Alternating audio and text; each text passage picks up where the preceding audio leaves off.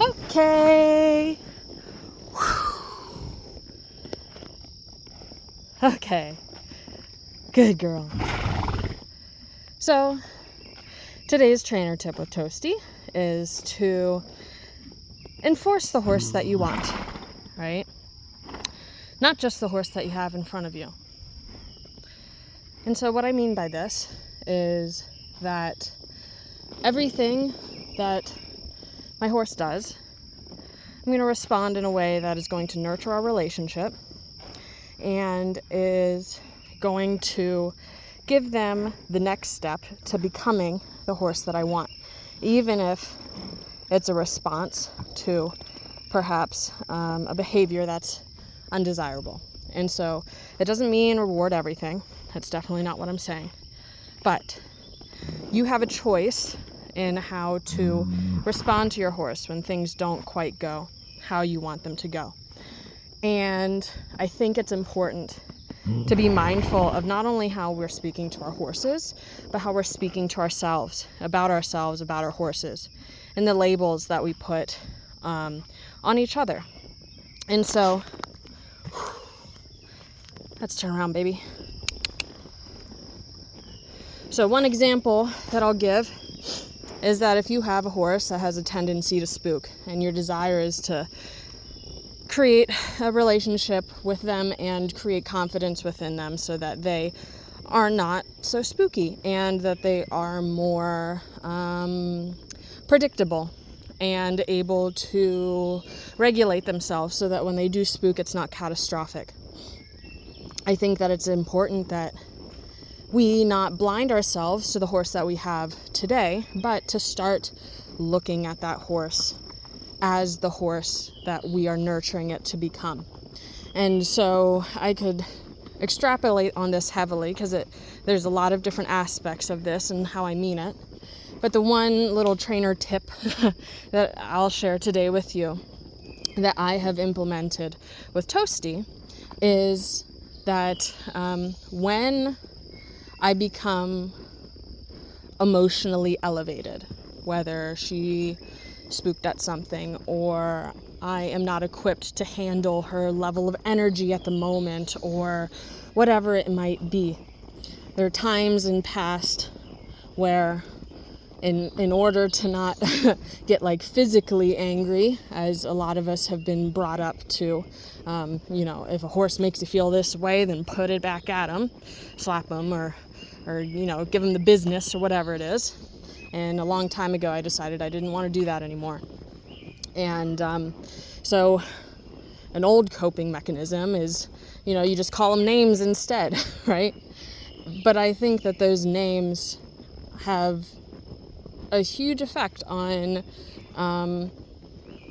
the horse that we're creating. Because obviously she doesn't speak English. I can say anything to her and she's going to be like just going off the intonation of my voice and my energy. But it is going to mean something to me, these boxes that I put her in by calling her a name. So if I were to say, oh, you are spooky, well, that doesn't really leave space for her to grow into being a not spooky horse.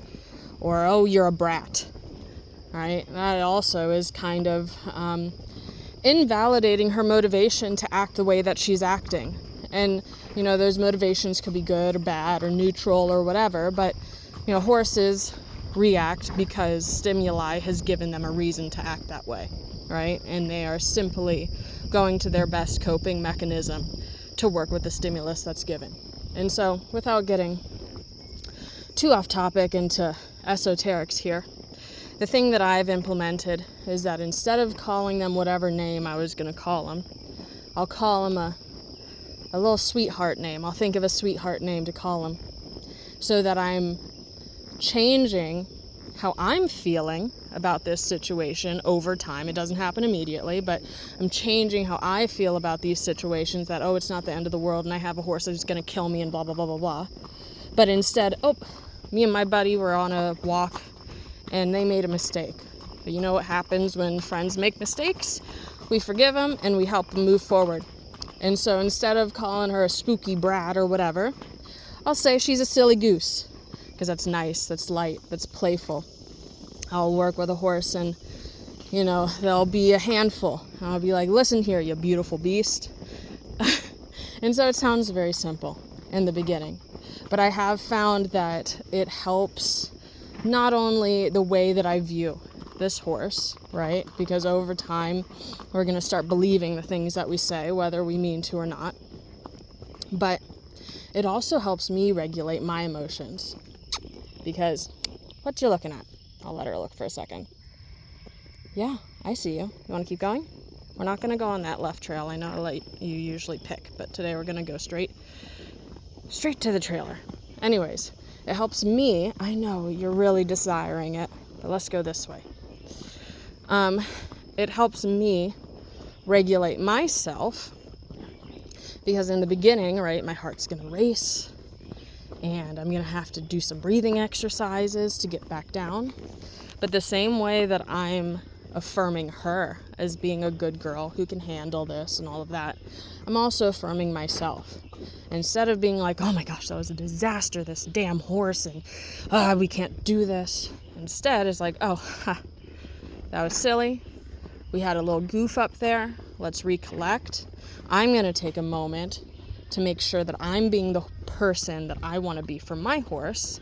And then once I've collected myself, I can go to my horse and say, hey, can we meet in the middle? I know there's something behind us. Here, I'm going to pause. Can we meet in the middle? And can we come back to a place where we both see each other and see what we need from each other? I think when we put our horses in a box, it's like, that's it. There's the end of the line. The horse is spooky, period. When we look at it as, that was a silly mess we made. And notice I'm saying we here because there's always, always, always some aspect of the human, if not the majority of the human, that is affecting the outcome of these things, right? And so that's what my advice for the day for everybody is think about how you're talking to yourself about your horse, and think about how you're talking to yourself about yourself.